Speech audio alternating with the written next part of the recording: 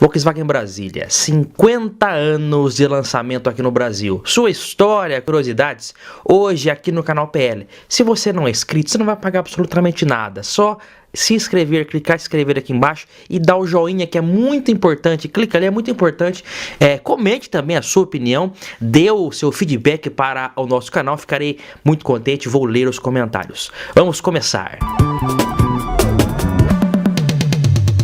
O início dos anos 70 foi uma época de forte movimentação na indústria automobilística brasileira. A Ford colheu os resultados do trabalho bem feito com o Ford Corcel e Belina. A GM desenvolvia o Projeto 909, que viria a se tornar o Chevette, e a Chrysler do Brasil, em cima do modelo europeu Hillman Avenger, desenvolvia também seu novo carro com a exclusiva carroceria de duas portas, que era uma preferência nacional. Desde 1970, a pedido do então presidente da Volkswagen aqui no Brasil, Rudolf Leiding, o departamento de estilo da marca trabalhava em dois projetos distintos. O primeiro, um veículo esportivo que daria origem em 1972 ao Volkswagen SP2. E o segundo, nas palavras do próprio Leiding, fosse maior por dentro do que por fora. Dentro da fábrica, o projeto que estava sendo desenvolvido pela equipe do bom design, Márcio, saudoso Márcio Piancastelli, o novo carro era chamado ali internamente, no começo por eles, de Projeto 102. Na imprensa especializada, o projeto era tratado como Mini Variant, e de fato algumas unidades da Variant foram encurtadas para servirem de mula para o desenvolvimento final do projeto. Naquela época, a Volkswagen do Brasil gozava de total autonomia para criar e desenvolver os seus próprios veículos aqui no país. A família 1600, por exemplo, surgiu por aqui ainda em 1968 com o Volkswagen 1600 quatro portas, que ganhou o apelido de Zé do Caixão. Em 1969 chegava a perua Variant, e na segunda metade de 1970 era a vez do Fastback TL. Esses três carros eram adaptações brasileiras em cima de um projeto alemão de 1960 chamado EA97, que havia sido apresentado para serem alternativas ao Fusca já naquela época por lá. Porém, o projeto acabou sendo engavetado e desembarcou no Brasil na segunda metade dos anos 60. O próprio Carmanguia teve uma versão abrasileirada chamada de TC. O SP2 e a Brasília não. Eles eram projetos totalmente brasileiros, ao contrário desses demais, que eram adaptações brasileiras em cima de carros alemães. Para motor, haviam algumas opções. O bom 1500 do Fuscão ou o 1600 usado no antigo Zé do Caixão e Carmanguia. Eles optaram por usar o motor de capela alta pelo fato desse motor ocupar menos espaço. O motor plano da Variant, por ser mais achatado, ocupava um espaço maior, e como o objetivo era um carro mais curto, o motor acabou sendo o 1600 usado no Zé do Caixão. Só que no caso do Carmanguia e do Zé do Caixão, esses carros não tinham nenhum tipo de acesso pela traseira. Havia o motor ali, mas não tinha nenhum tipo de tampa. A Brasília, o projeto do novo carro, previa uma terceira porta traseira. Por essa razão, então, o que seria o porta-malas traseiro, por causa da tampa, se tornou um espaço meio raso. Por conta do motor de capela alta, eles conseguiram fazer uma tampa ali mais para cima do motor. E, aliás, foi um desafio realmente do departamento de engenharia, porque no caso de peruas como o Variant, o motor usado era o plano. No caso da Brasília, eles usaram um motor convencional, digamos assim, e a terceira porta traseira. O vão era até satisfatório, mas o espaço traseiro para bagagens ficou de fato um pouco raso. Ele era um pouco compensado pelo encosto do banco traseiro, que ficava um pouco acima, então dava um certo fechamento naquele espaço. Mas se tivesse muitas bagagens ali, numa eventual freada brusca, as bagagens podiam voar em cima de quem estava sentado atrás do carro. Até por essa razão, foi adaptado pela própria Volkswagen uma espécie de dois ganchos nas extremidades ali, nas laterais, para você poder prender as coisas com uma cordinha. Não era a solução mais desejável, mas foi o que foi possível na época. O Brasília, na verdade, ele não era uma perua, ele era o que hoje nós chamamos de hatch, mas na época não havia muito esse nome, né? Por causa da terceira porta traseira que ela tinha, ela foi meio que enquadrada numa inédita configuração, numa inédita categoria de semi-perua, vamos dizer assim, ou dois volumes, que é uma fórmula de muito sucesso, que depois outros veículos também usaram, né? Como o Fiat 147, Chevette hatch e até o próprio Gol.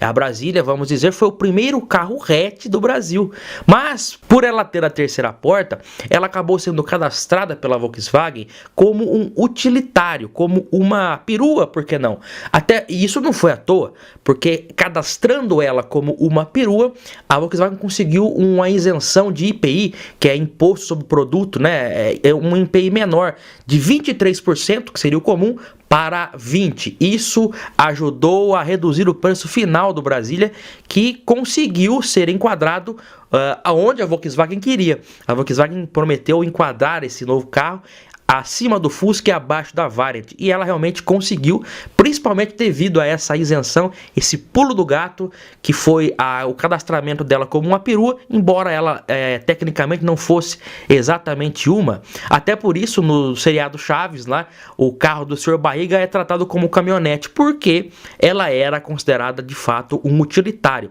assim como um Export, por exemplo, é considerado uma caminhoneta, né? Então, isso foi um olé que a Volkswagen deu na própria concorrência, que ficou olhando tipo, caramba, nós não pensamos nisso. E realmente isso também ajudou o enorme sucesso que o Brasília teve aqui no país. Como eu disse, o começo dos anos 70 foi uma correria ali das marcas, todas elas correndo para conseguir fazer os seus lançamentos para já o ano de 73. A Chrysler do Brasil teve tanta pressa em lançar o Dodge 1800 que fez o lançamento, e com isso alguns problemas crônicos do carro começaram a aparecer.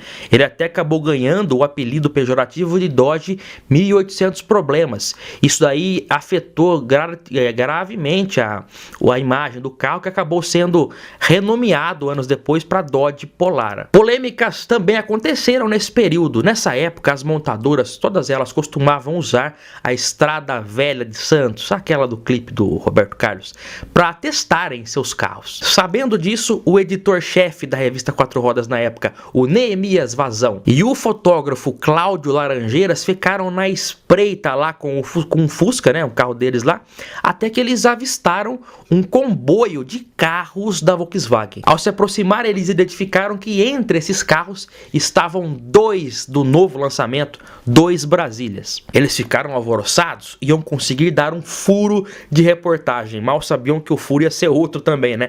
Porque ao se aproximarem, eles conseguiram fazer as fotos. Mas seguranças da Volkswagen que estavam a bordo de uma Variant se aproximaram e falaram: para. Começaram a atirar. Um tiro acertou a placa do Fusca deles e outro tiro acertou o para-choque, né?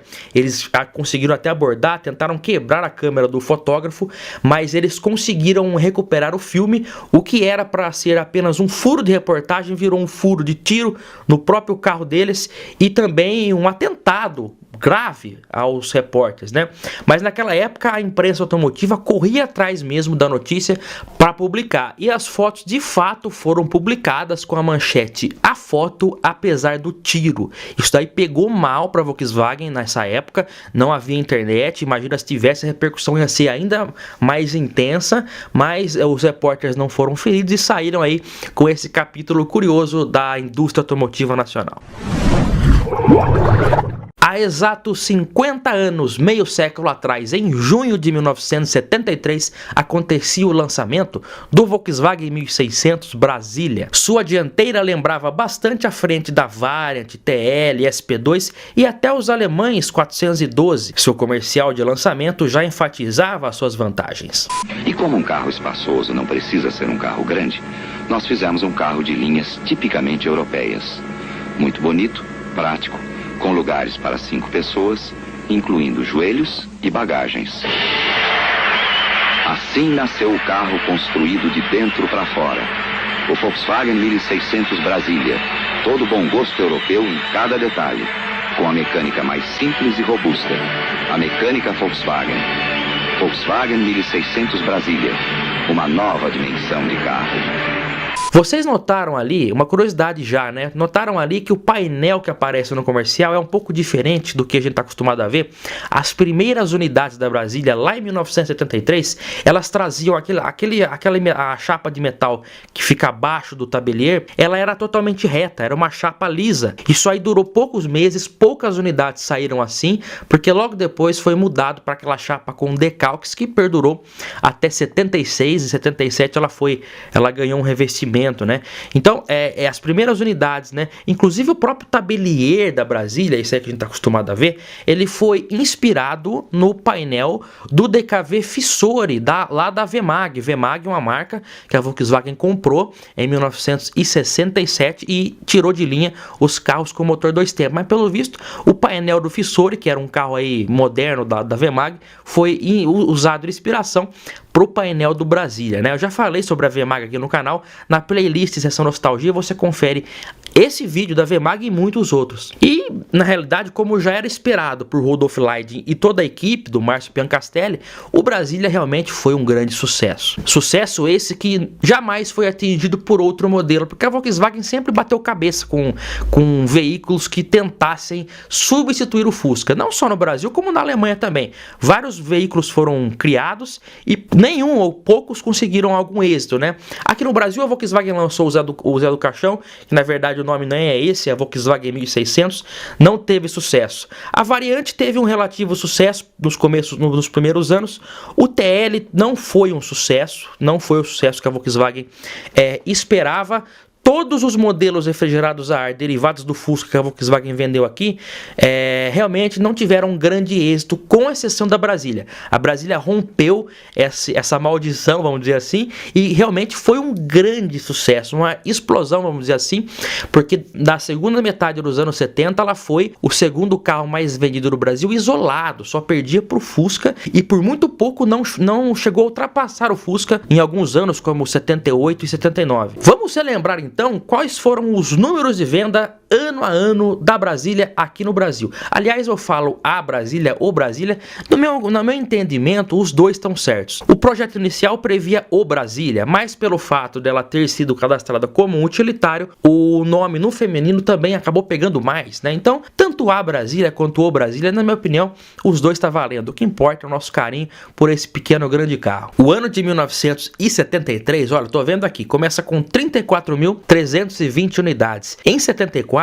já pulou para 82.893, 75, 111.903, 76, 133.003, 77, 149.907, 78, o ano que mais vendeu, né? 157.700, 79, 150.614, 80, 88.320, 81, aí já tem uma queda grande, né? 20.144 e 82, somente 2.400 unidades. Eu já vou falar daqui a pouco por que teve essa queda brusca no final da produção. Foram 9 anos e pouco mais de 1.064.000 Brasílias fabricados, um sucesso inegável e inclusive pouco mais de 100.000 unidades desse montante aí foram para exportação, né?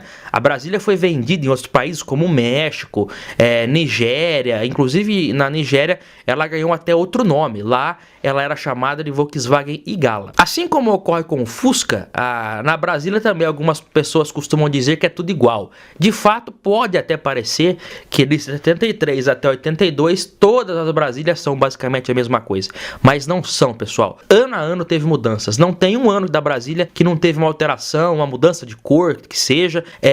Ano a ano tem mudanças. Se você pegar uma Brasília de cada ano, eu saberia identificar de qual ano ela pertence, porque as mudanças são visíveis, basta a gente perceber, prestar atenção. E se você nunca percebeu, vamos junto comigo agora, vou mostrar para você algumas, não todas as diferenças, porque realmente tem coisas aí minuciosas. Eu vou dar um resumo do que mudou, algumas alterações significativas que tiveram ano a ano na Brasília, do início ao fim. No lançamento em 73, lanternas traseiras com piscas laranjas, emblema traseiro escrito VW Brasília, grade do escapamento mais curta, né, mais estreitinha, tinha o volante tipo cálice igual ao do Fusca, que ainda era usado, e as calotas centrais das rodas na cor alumínio, né, um tom ali de prata. 74, o volante cálice já foi substituído pelo modelo que a gente chama de canoa ou bumerangue. Também é acrescentada a dupla carburação como um item opcional. 75, assim como em muitos outros carros nacionais, as lanternas traseiras passam a ter o pisca vermelho. As calotas centrais das rodas, conhecidas também como copinho, mudam para a cor preta. O emblema traseiro perde o VW e passa a ser só a Brasília. A grade do escapamento traseiro aumenta de tamanho e o pisca-alerta passa a ser um item normal de série, atendendo uma regulamentação do CONTRAN da época. 76, o motor 1600 com carburação simples deixa de ser produzido. Todas as Brasílias passam a vir de fábrica com dupla carburação. 77, comandos do limpador de para-brisa passam a vir em alavancas na coluna de direção e os comandos da ventilação interna ganham iluminação que acendem ao acionar os faróis. Instrumentos com visual mais limpo com aros na cor preta. Na parte dianteira desaparecem os bigodes que ficavam ao lado do emblema Volkswagen. O porta-luvas ganha uma tampa pela primeira vez. Mudança também no sistema de freios, que ganhava duplo circuito independente na frente e atrás, cabeçote de chassi reforçado, tubo de segurança contra impactos frontais no para-choque dianteiro e coluna de direção retrátil. 78. Nesse ano a Brasília sofre a primeira e única reestilização mais profunda na carroceria. Capô dianteiro com 2 vincos, para-choques mais largos com ponteiras quadradas em plástico, lanternas traseiras maiores e frisadas, inspiradas nos Mercedes-Benz da época. O desembaçador elétrico do vidro traseiro passa a ser um opcional pela primeira vez. A parte central do volante também muda de desenho e recebe a inscrição VW no canto direito. O acionamento do pisca-alerta deixa de ser por botão e passa a vir numa alavanca na coluna de direção. 79. O emblema traseiro Brasília passa a ser feito em plástico e tem fundo preto, assim como o espelho retrovisor em plástico também, que substituiu o modelo raquetinha cromado. Os filtros de ar também passam a ser do tipo panela, visando reduzir o ruído interno vindo do motor. 1980, painel de instrumentos mais moderno, totalmente redesenhado, inclusive com um vacômetro disponível como opcional. Surgem também como opcionais o lavador elétrico do para-brisa e o temporizador do limpador. 1981, a Brasília ganha o mesmo volante do recém-chegado Gol e melhorias também nos materiais fonoabsorventes, visando reduzir o ruído interno. Na segunda metade do ano, as lanternas traseiras passam a ter piscas na cor laranja. Para a linha 1982, somente a adição de novas cores, até que em março daquele ano, após quase 9 anos, a produção é definitivamente encerrada. Por que a Brasília acabou, né? Com o lançamento do Gol em maio de 1980, ela continuou vendendo muito bem, mas a Volkswagen já pretendia tirá-la de linha. Por quê? Um dos motivos era que ela não poderia dar origem a uma família e de outros, uma família de veículos, que era o que a Volkswagen desejava fazer e já planejava fazer com o Gol, né? O projeto BX daria origem a um sedã, uma perua e uma picape, o que aconteceu na linha Gol. A Brasília, infelizmente, nunca teve uma derivação dela, ela já era um derivado, na verdade, né? Então, até em 1976, no auge ali das vendas, chegou-se a construir um protótipo de Brasília com motor dianteiro do Passat, mas se mostrou economicamente inviável, não foi para frente. Mas, sem dúvida, foi um carro de grande importância na indústria nacional, inquestionável, e serviu também de inspiração para a criação da Variante 2, né? Em 77, no final do ano, já para 78, era lançada a Variante 2, que era uma enorme evolução em relação à variante antiga, trazia itens que não havia na própria Brasília, como suspensão McPherson, entre outras coisas, mas a Brasília compartilhava, cedeu vários elementos, como a lanterna traseira, as portas. Então a Variante 2 realmente bebeu da fonte da fórmula do sucesso da Brasília. O canal PL vai completar 9 anos agora no dia 10 de julho.